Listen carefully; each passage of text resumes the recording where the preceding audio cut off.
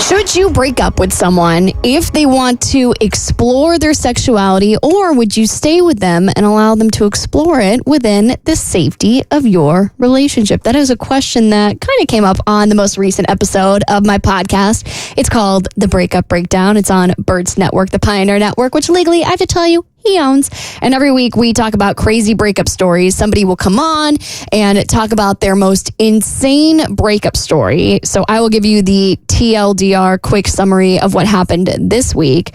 So basically I had an interview with a girl who said that she was dating this guy that she had met in high school, and they didn't get together until like after high school graduation. She matched with him on Tinder, had no idea it was even him because I guess he had lost like a bunch of weight. So he looked like a completely different person, but he had remembered her the whole time. So he was like, oh, I'm finally getting with this girl that I wanted to date in high school. So anyway, they hook up on Tinder, they start dating, and then she starts noticing some really scary Google searches that are in his phone. She had kind of gotten some tips from her friend that had seen him on Grindr, and she was like, oh no, my boyfriend wouldn't do that. Like, my boyfriend's dating me. Like, he wouldn't cheat on me. Also, as far as I know, he's not somebody that's bi or gay or exploring their sexuality. Like, as far as I know, he's just straight.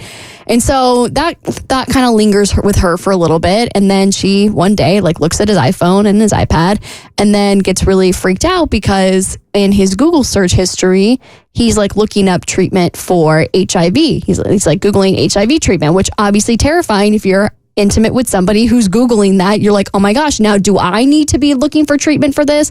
Long story short, she was clear of that, and so was he. But that is how she found out that he not only was cheating on her, but cheating on her with other men.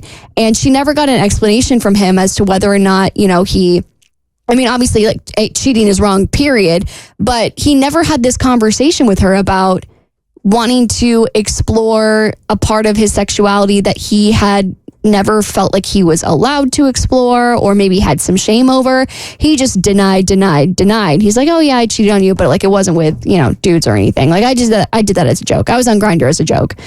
So my question is, and I guess it's coming from a place of trying to be a good ally, although to me, it just feels like cheating, period.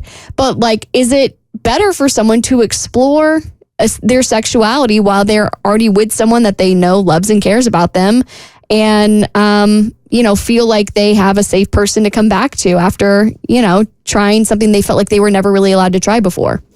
I mean, personally, if I was in that position, cheating is cheating. Doesn't matter the sexual orientation of the person that you are cheating with.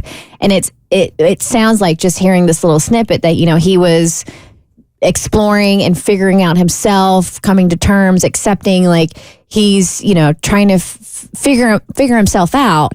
But you shouldn't do that when you're committed to somebody else. Like, you owe that to them, to be honest with them, and hopefully you can find support in other ways, that support from other people who can help you along that journey. But I don't think it's fair to a person that you're in a committed relationship to do that too. Yeah, to answer your question, if you're in a committed relationship, it's definitely cheating.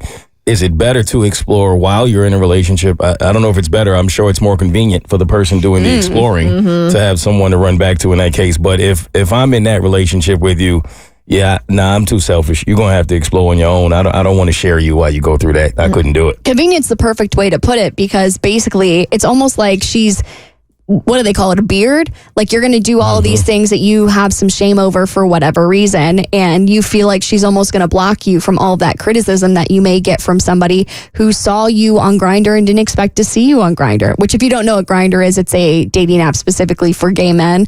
So if you have this person to kind of like shield you, you're putting them in a position that they didn't ask to be in. And it is cheating, period.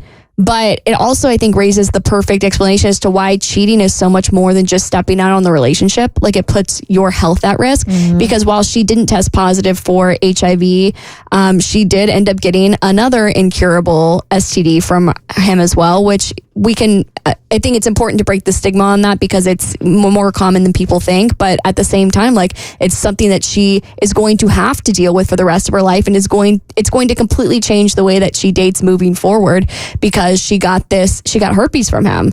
So yeah, moral of the story is cheating, period. And if you feel like you need to explore your sexuality, don't do it while you're in the comfort of a relationship with somebody else. That's not fair to them. And where can they find the Breakup Breakdown? You can find the Breakup Breakdown wherever you get your favorite podcasts. The Bert Show.